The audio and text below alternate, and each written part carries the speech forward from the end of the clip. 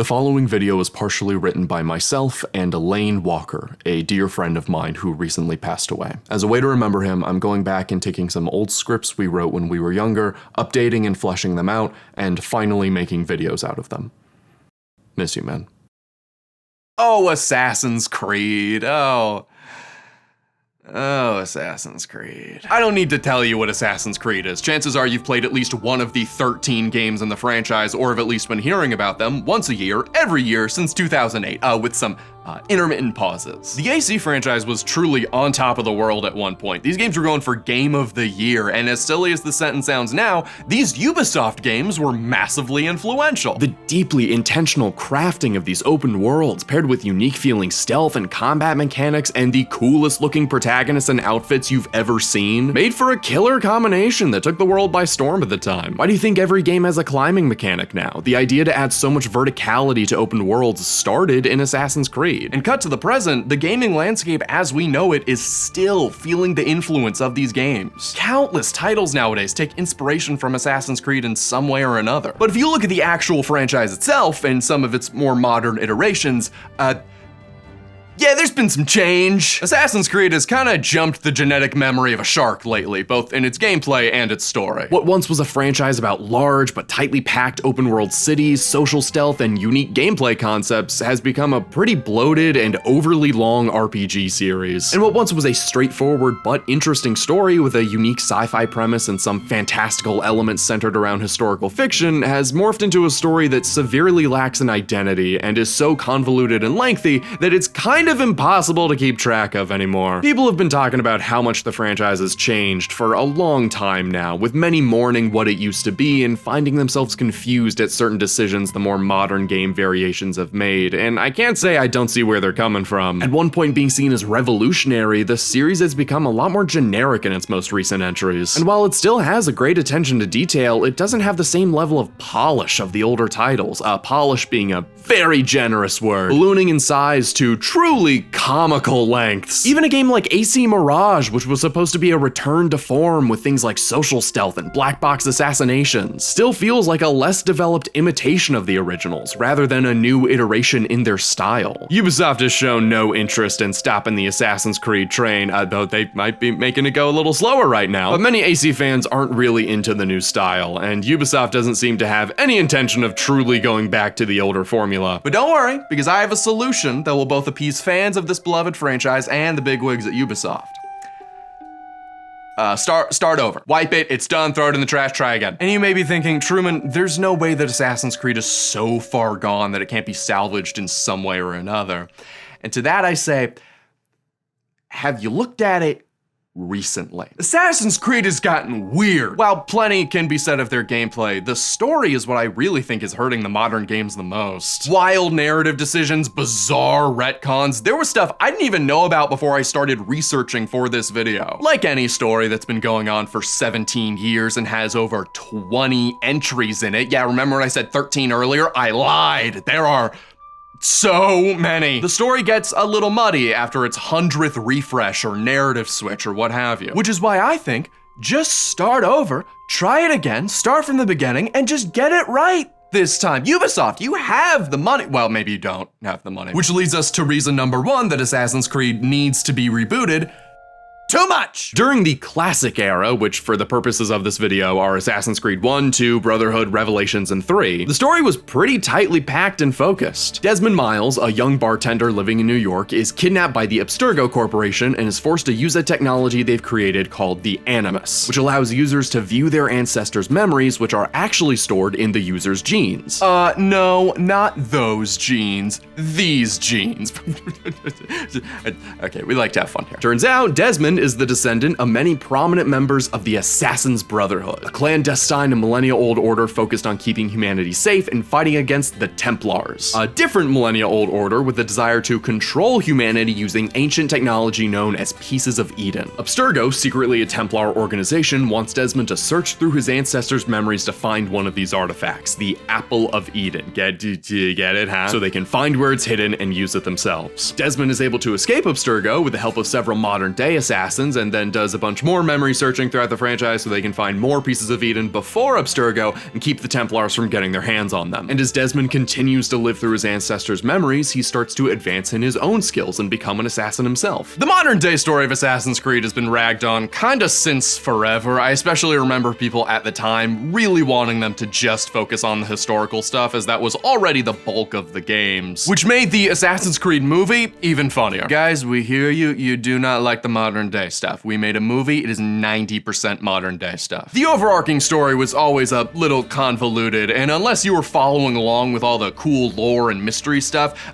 it didn't make the most sense in the world. Much of Assassin's Creed lore is just very poorly explained. Most of it is kind of monologue to you at the end of each game, and the rest of it isn't conveyed in the most efficient way. One of the most important pieces of lore in the entire franchise is unlocked after doing 20 optional riddles. The games have never been good at this. I don't know, something about like an ancient god race called Isu who like created humans, and Adam and Eve like led an uprising against them, and that's how we got free will. They created this lore that was very similar to ancient mythological poems, and that it's really long and kind of dumb. However, as hated as it was, the modern day story did a lot to kind of stitch these stories together. Altair, Ezio, and Connor were all literal centuries apart from each other, but they felt relevant because of Desmond. They all existed in the context of him. And you can't lie and say there weren't some really cool moments because of this narrative through line. I'll never forget the ending of Assassin's Creed 2, where Ezio comes face to face with Minerva, one of the precursor gods, and she, being omniscient, speaks through Ezio to Desmond, who she knows is in the future using the Animus. This franchise used to be so mysterious, it was amazing. And in Assassin's Creed 3, quick spoilers for a game that came out 13 years ago, Desmond sacrifices himself to stop the 2012 apocalypse. And after that,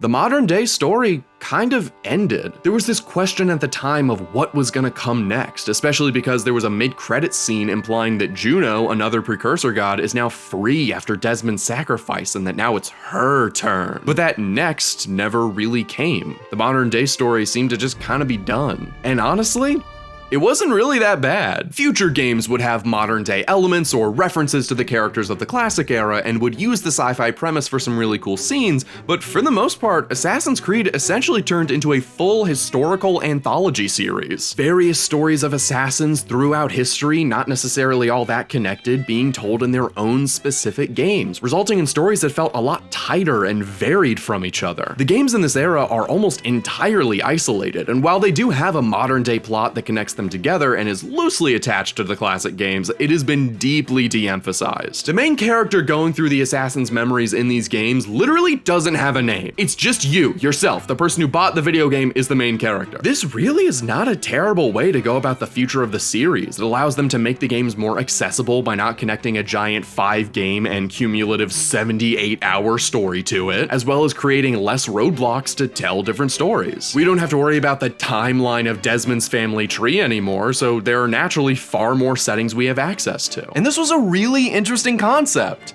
for 3 games. Assassin's Creed decided to reinvent itself in 2017, changing from a stealth and parkour-based action series to The Witcher.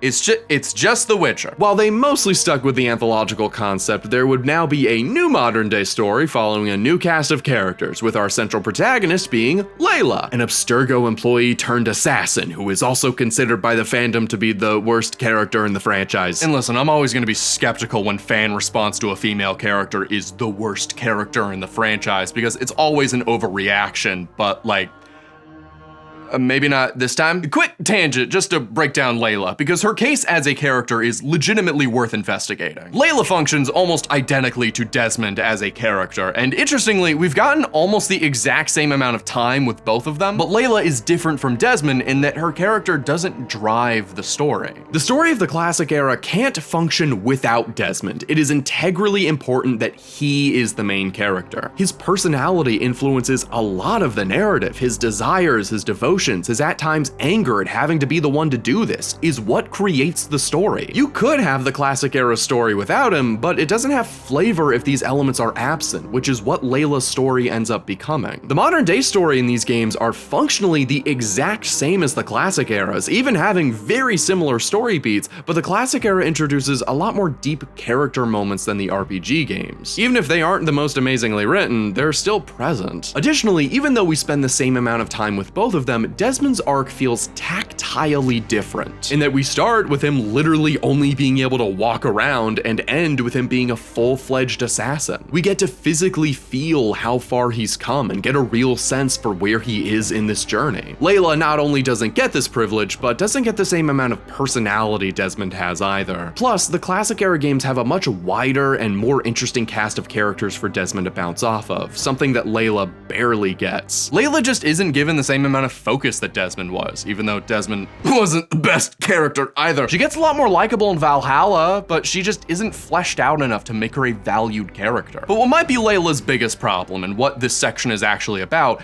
is that Layla's story is not her own. So the new games have this new modern day story, and while I personally don't think it's as fleshed out or as interesting as the story of the classic era, it should still be given a chance to, grow and flesh itself out without being burdened by the story that ended in Assassin's Creed 3. And why is Desmond's dad here? So turns out, we're not doing a whole new story, we're continuing even further with the already pretty convoluted plot of the previous era. Assassin's Creed told a story that had a conclusion, but is now insisting, oh no, we're not done yet. They've decided to push forward with one singular overarching modern day story. The story quit its job and then came back years later and was like, hey, things didn't really work out. Can I have my job back? Bringing back the classic era story changes this series from several interconnected stories to one big story that took a break for 4 years and then randomly decided to become important again, despite the franchise essentially completely moving on from that narrative. It makes this whole story really hard to follow, especially when it seems like they don't really have much of a plan for it either. Remember that thing where Juno was like, and now that Desmond has set me free,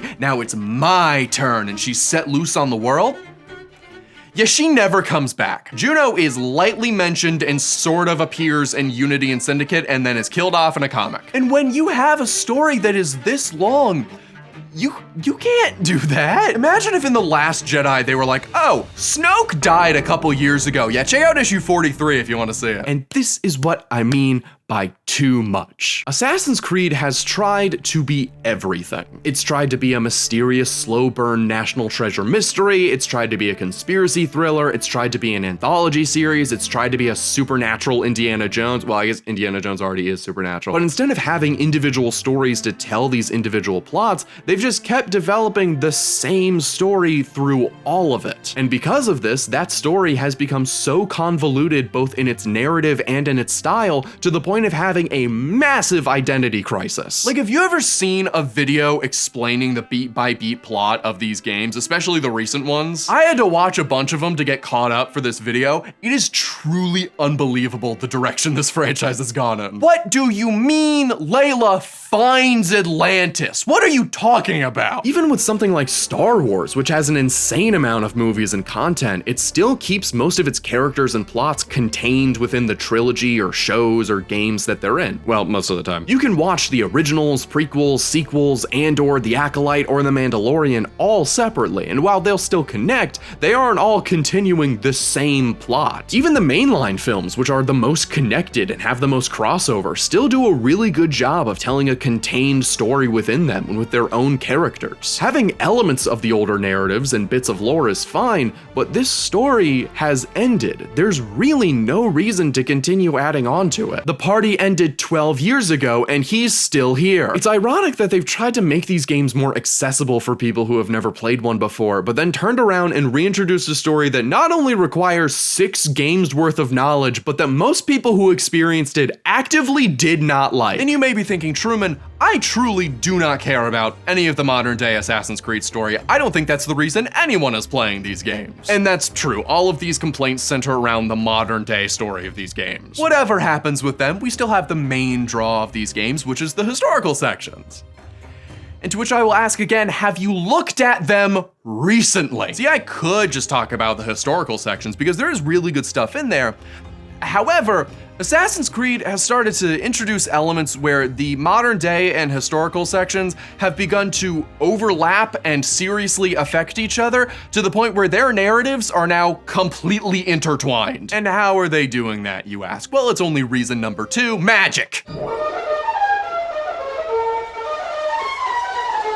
Okay, magic in Assassin's Creed is real. Kind of. They established that these great precursor beings with intelligence far beyond our understanding created humans to be their slaves, using pieces of Eden to control them, but then the humans broke free from this control, led an uprising, and you get the picture. In the older titles, these more mythic elements were saved mainly for the very end of the games and for deep lore analysis. More of a thing happening in the background of the thing you actually came here for, accidentally jumping off a rooftop in Venice. However, as the games have gone on, they've started to expand these elements to be much more front and center, with some characters even wielding some of these artifacts for the entire runtime of their respective games, giving them magical abilities. A lot of people in the Assassin's Creed community have bemoaned how much the series relies on magic powers and supernatural elements nowadays, though in fairness, it's been like that for a while now. Usually in Assassin's Creed games, upon killing a target, there will be this weird Animus effect where you'll get to have a final conversation with them before laying the target to rest. It's been debated on what this is exactly. It's perhaps an exaggerated memory of the target's final moments, a look into how the assassin viewed that person, or maybe it's just the Animus focusing its processing power to better show the user that conversation. But in Unity, when Arno kills a target, instead of this sort of final moments thing, there's a flashback of the target's memories that plays. So is this some kind of representation of the target's final thoughts, their last words being visualized in Arno's mind? Perhaps his deduction skills are just that poignant. Maybe the effect from before was unique to Desmond's family trait.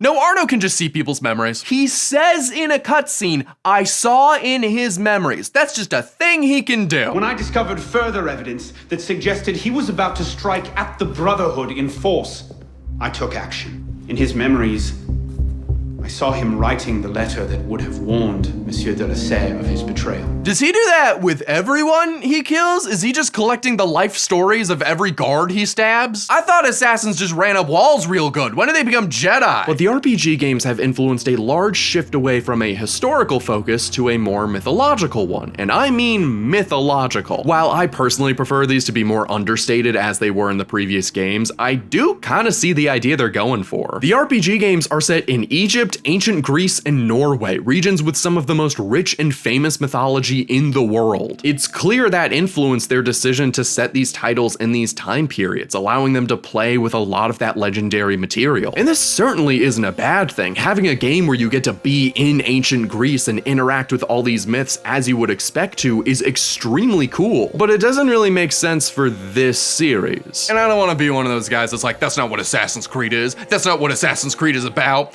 But like, it's really not what Assassin's Creed is about. Assassin's Creed wasn't about hitting up Valhalla and using the power of the gods. It was about secrecy, conspiracy, behind-the-scenes moments to events in history you thought you knew all about. Plus, these games already have their own mythology, so coming in and saying, also Thor and Loki are here too, is a little jarring to say the least. Introducing these concepts in this fashion really muddies the water on what this series is even more, and makes this story much more convoluted. The original games used these themes a lot more like the Indiana Jones movies. The magical and otherworldly parts of the story are constant underlying themes, but they aren't what the story is about. Indiana Jones isn't about the spirituality that's introduced through the great biblical artifacts, it's about a race to find those artifacts and punching Nazis so hard they can't get to them first, which makes the actual use of those items in the final act of the story so much more satisfying and narratively interesting. Imagine if Indy got the Grail at like the very beginning of The Last Crusade and was using it just all the time. It would oversaturate the story with this magical presence, so when another mystical element is introduced, it feels far less special. Oh, you've got magic? That makes sense. I've been seeing magic this whole time. Additionally, going back to the adding on way too much to the story thing, the series has started to introduce some weird elements when it comes to certain fantasy stuff, like how multiple characters just make it to the present in different ways. Don't worry about how. Weird Isu technology or something. I don't know, stop asking questions. Or like how Atlantis is a plot point in Odyssey, a city that has no historical or even mythological basis and was made up by Plato. Layla to Altair too? I'm in. Altair? That's That's not his name. Did they not bother to correct Layla's voice actress on that pronunciation? Guys, come on. Plus, they've done some retconning that has kind of undermined a lot of the previous games. Assassins are no longer incredibly disciplined and trained to the point of being able to sense where their enemies are through a crowd. That's actually a superpower they have from their DNA. The Animus has actually been around for centuries in one form or another, and the one we think of now was developed by Nazi Templars. What? Altair resisting the powers of the apple at the end of the first game isn't his strong willpower and part of his character arc. It's actually because he has a high amount of Isu DNA, which means he's immune to the apple. It feels like absolutely everything in this series has to be connected to the larger supernatural plot, or has to be fantastical in some way or another, because that's what makes it special. Things just can't be a singular item or person that came to importance as the story went on. They've actually always been important the entire time, since before they were even created. Having components of fantasy and myth in a story like this is great, and it gave the classic games this perfect factor of mystery to them, but the over-reliance on it has made this story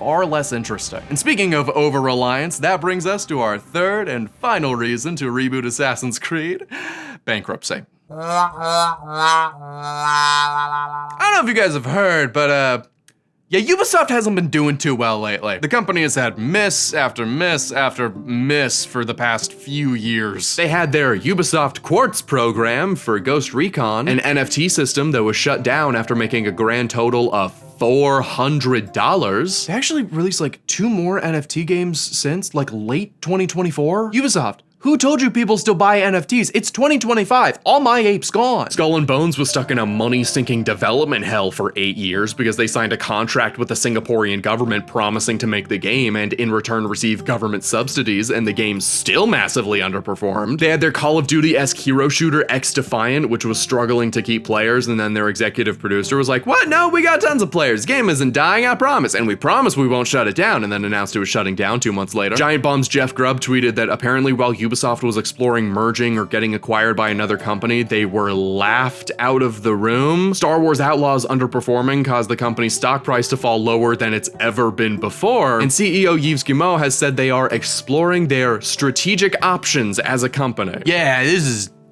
is bad. And I do kind of hate to say it, but they don't really have anyone to blame but themselves. I'm never gonna be one of those guys that's like, oh, it's a Ubisoft game? Well, Ubisoft is bad, always and without exception. None of their games have any redeeming qualities, and I will never play any of them, except for all the ones that I do. Because Ubisoft has put out good games before, great games, genre-defining games. But recently, there's been a pattern. Here's the way I'll put it. Every game Ubisoft makes today is a masterpiece for the Xbox 360. Here's Truman's big hot take of the month. I truly believe that if Star Wars Outlaws had come out in like 2010, we would still be talking about how amazing it is. Because Outlaws is really not a bad game, but it is dated in many ways. And that's been a pattern for Ubisoft games as of late. All of them are the absolute bare minimum required to be called a video game. They aren't particularly exemplary or revolutionary, they aren't trying anything new, and they aren't attempting to push boundaries. They are clinging on to the exact same thing they have been for over a decade. So my idea is, guys, just do Assassin's Creed again. Listen, Yves, I know you're a big fan of the channel, and I know you don't care about any of that shit I said before. This is your language. Can you imagine how much money Assassin's Creed Remake would bring in? You really put some effort into it, put a little more into parkour and stealth, dude, people would love it. And then, oh my god, Assassin's Creed 2 Remake? The amount of people who would jump onto that game is insane. That would save you from company death alone. And then, you know, while you're there, just freshen up the story a little bit. Add in some more character moments in development, enhance some of the presentation and lore, and then bam, you got yourself a brand new following all over again. So maybe we should just start from the beginning and just do it a little better this time. I have such a strange relationship with Assassin's Creed, as I imagine many others also do. This series was more than massive back in the day and was hugely influential on my love of history. There's something about seeing a franchise you once loved get, for lack of a better term, corrupted by the very people who created it. I feel like that's a really intense term, as the new games certainly are nowhere near as bad as some diehard fans might have you think, and they have a lot of quality components to them. Ubisoft has the ability to make new and interesting games, but they hold themselves back just in case the extra effort won't result in tons more money. Say what you will about the classic games, but there is a certain artistry at work here. From the colors to the aesthetics to the die-hard dedication to historical authenticity, so much so that it impressed some scholars at the time, compared to now where these games feel like they're using this title as a facade, claiming that they're Assassin's Creed, but not really feeling like it. The inventiveness and imagination of those games aren't always present here, and while I wouldn't say any of these games are absolutely horrible, they lack a freshness to them. I'm not gonna pretend like Assassin's Creed was some bastion of storytelling that's been sullied by its newest entries, because playing some of the old games, they're not exactly masterclasses themselves. The beginning to Assassin's Creed 3 is 6 hours long. That is almost a third of the runtime of the entire first game. Why did they make it that long? What a bizarre decision! But these games felt unique. They had a specific identity, whereas many of the current games are just reduced to ancient Greece game and Viking game. And ultimately, I think that's what the newer games lack the most. Say what you will about the RPG mechanics, but the thing that is really eating Assassin's Creed is an unwillingness to narratively advance beyond what they've created. This story and Ubisoft as a company are stuck in the past, and if anyone knows what dealing with the past is like, it would be Ubisoft. Assassin's Creed is not dead, it's not completely irredeemable, but it does need the ability to grow and to try new things in its narrative. This series is stuck in the shallow end with its toe barely in the water, afraid of going even a little bit further. But if it wants to survive, it needs to not be afraid of going into the deep end, and not just slowly wading out, but going head first off the diving board. They need to take their own advice and take a leap of faith.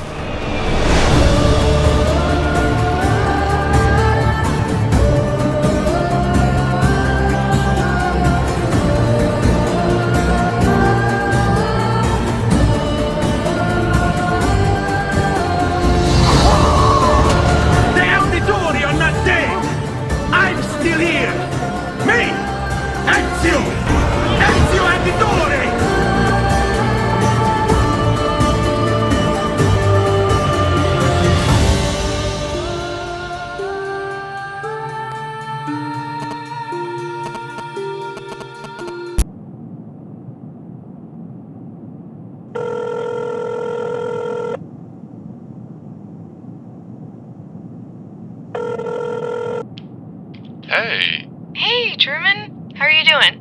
I'm okay. I'm holding up. How are you? It's been a while. It definitely has. I'm good.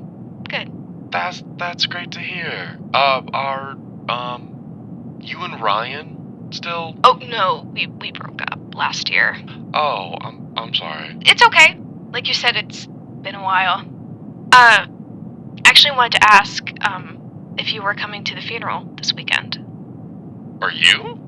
I didn't know you were in town. Yeah, I flew in the other night. Oh, that's great.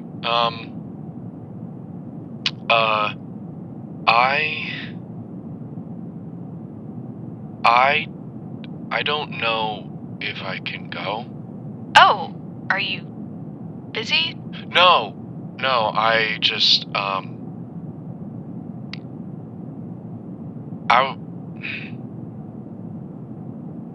I was gonna text him a few weeks ago. Just make sure he was good. You know, we hadn't talked in a while. But I didn't. And I know this is stupid, but there's like a little part of me that kind of feels like it's my fault in a way. Oh, Truman. And I know it's stupid. I want to go. I just... No, it's okay that you don't want to go. I understand. But it's not your fault. Don't say that. Okay, that's not true. Listen, take the time, grieve the way you need to grieve, but don't blame yourself. Yeah. Thank you, Beth. You know, I got a bunch of stuff from him a little bit ago. Really? That's quick. That's what I thought. Yeah, normally you don't get, like, inheritance stuff for a while. It's crazy. What was it? I got a couple big boxes. I've only opened one of them. I don't know if I really have the energy to open anything else right now. But the one I opened is full of all of those scripts for YouTube videos that we wrote. Oh my god, those fucking scripts. That's so funny. I had no idea he hung on to them. That's so great, though. I mean, the guy spent ages on them. There's actually a couple I don't recognize that I think Lane just, like, wrote by himself. But there's a few that have, like, 40 pages. One of them is like a fucking Bible, I swear. Jesus. Yeah, I had this idea about, like, maybe going through and actually trying to make these into videos, like, for real. Oh, that'd be really cool. Yeah, I don't know. I know it's kind of cheesy, but, like, I think it would be nice to kind of honor him like that. You know, like, make it into a little project to remember him by. I think that's a good idea. And I think that'd be really good for you. Just be careful. That kind of thing can be really consuming when it's attached to grief like that. I will. Thank you, Beth. I really appreciate it. Hang on, it looks like someone's at my door. Hang on. Oh, you're good. You're good.